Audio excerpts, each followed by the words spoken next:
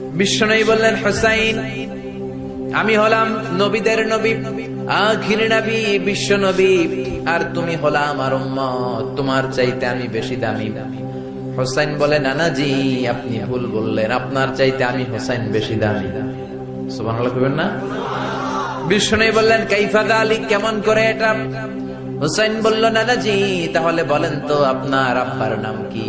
বিশ্বনবী বললেন, আমার আব্বার নাম হলো আব্দুল্লাহ। কি নাম? হুসাইন বলেন, আনা খালি আব্দুল্লাহ, লাইসা ক্বাবলাহু ওয়ালা বা'দাহু শাই। খালি আব্দুল্লাহ, সামনেও কোনো টাইটেল নাই, পিছনেও কোনো টাইটেল নাই। আমার আব্বার নাম আপনি জানেন নাকি?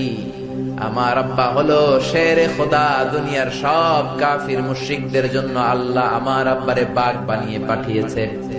আমার আব্বা সাধারণ কোন মানুষ নয়, বিশ্ব নবীর মেয়ের জামাই। আল্লাহু আকবার।